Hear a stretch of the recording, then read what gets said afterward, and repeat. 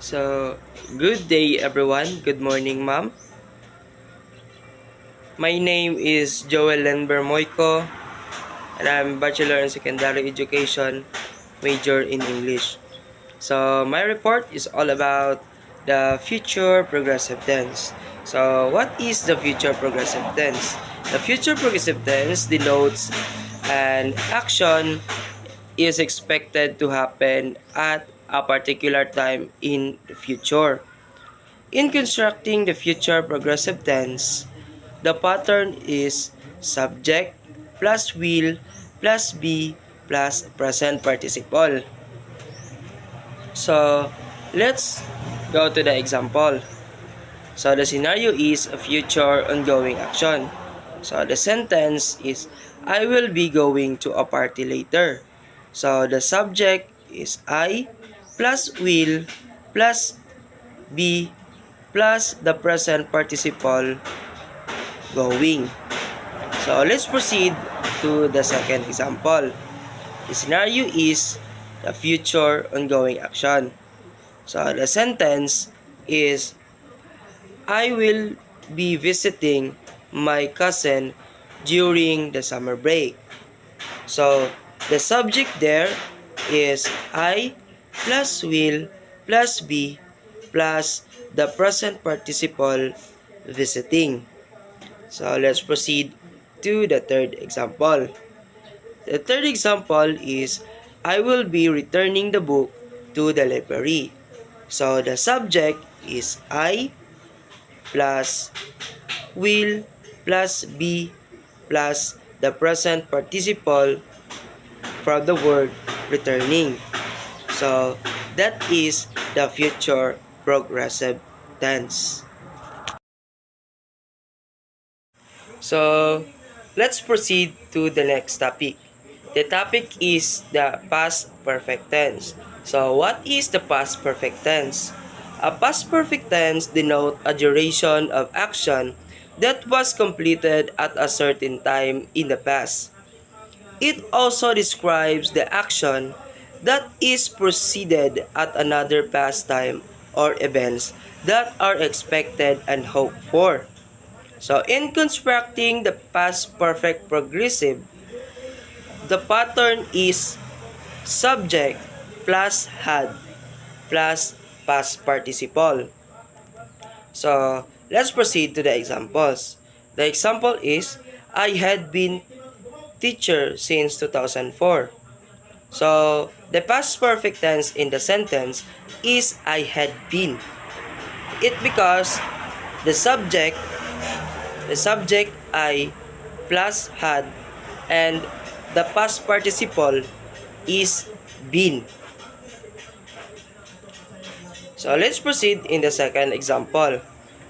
I had imagined that the movie is interesting. So the subject is I plus had plus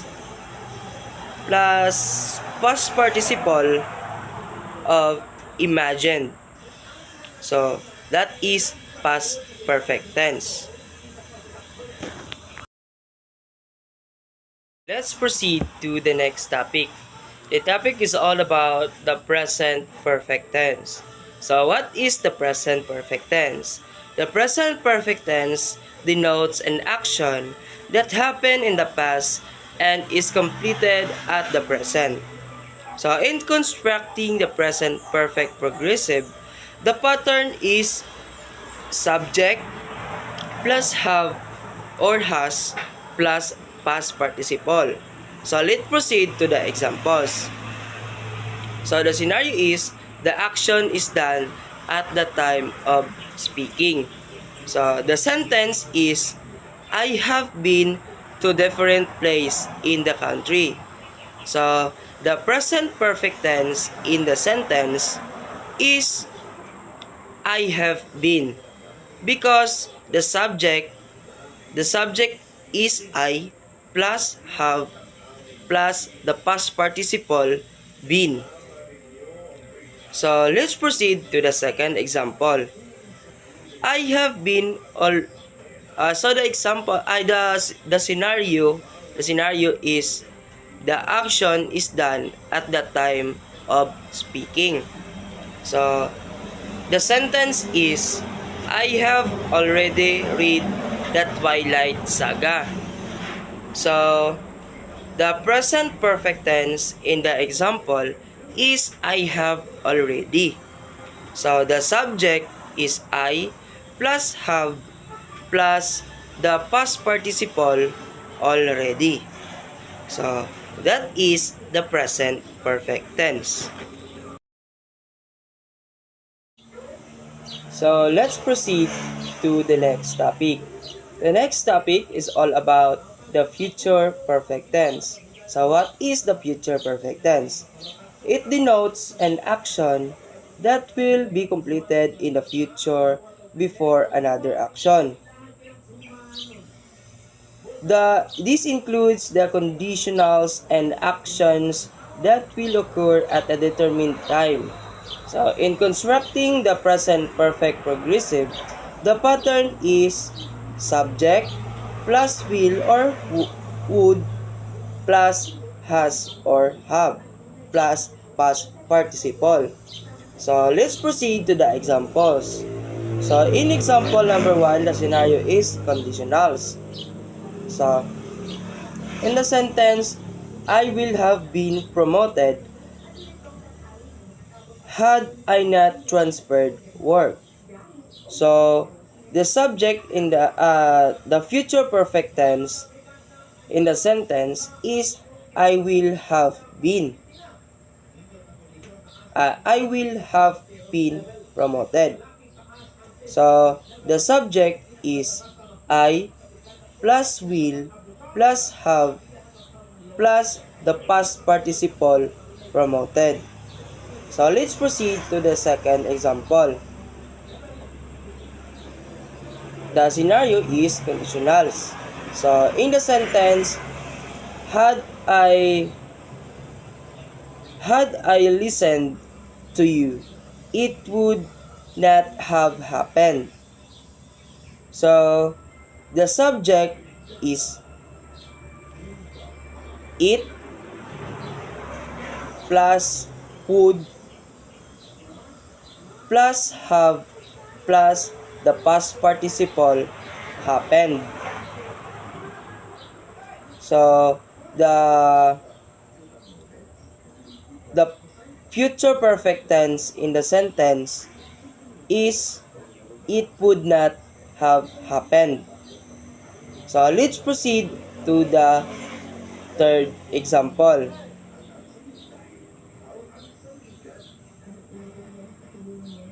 So, the scenario is expected. Before you become a teacher, you will have mastered the content. So, the future perfect tense in the sentence is you will have mastered. So, the topic is you plus will plus have plus the past participle mastered. Let's proceed to the next topic. The topic is all about the past perfect progressive. So, what is the past perfect progressive? It denotes an action that is ongoing at the past, resulting in another action or interrupted by earlier action. So, in constructing the past perfect progressive form, the pattern is subject plus had plus been plus present participle. So, take note that in the sentence above, another action was expected before at the stated action was completed. So, let's proceed to the examples. So, the example is the students have been preparing for the examination. So, the subject is the students plus had plus been plus the present participle preparing. So let's proceed to the second example. I had always been expecting to hear from you. So the subject is I plus had plus been plus the present participle expecting. So let's proceed to the third example. I had been hoping that you call. I had been hoping that you call. So the subject is I plus had plus been plus the present participle hoping. So that is the past perfect progressive. So let's proceed to the present perfect progressive. So what is the present perfect progressive?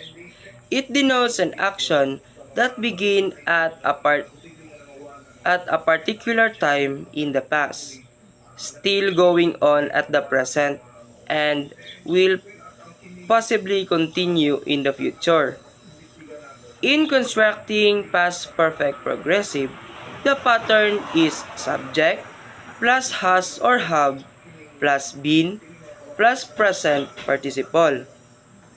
So, let's proceed to the examples. I have been studying my lesson in linguistics. So, the subject is I plus have plus been plus present participle studying. So, let's proceed to the second example. Is you have been using my laptop. So, the subject is you plus have plus been plus present participle using.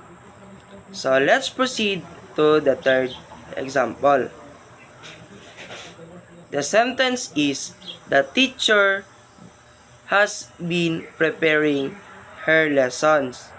So, the subject is the teacher plus has plus been plus the present participle preparing. So that is the present perfect progressive. So let's proceed to the next topic. The topic is all about the future perfect progressive. So what is the future perfect progressive? It denotes an action that presently happening and will continue in the future. So in constructing the past perfect progressive, the pattern is subject plus will plus have plus been plus present participle. So let's go to the examples. The example is, I will have been staying in town for years. I will have been staying in the town for years. So the subject is I plus will plus have plus been plus the present participle staying. So let's proceed to the second example. The company will have been operating for a year. So the subject is the company plus will plus have plus been plus the present participle operating. So that is the future progressive. So that is all my report. Thank you for watching. Maraming salamat po.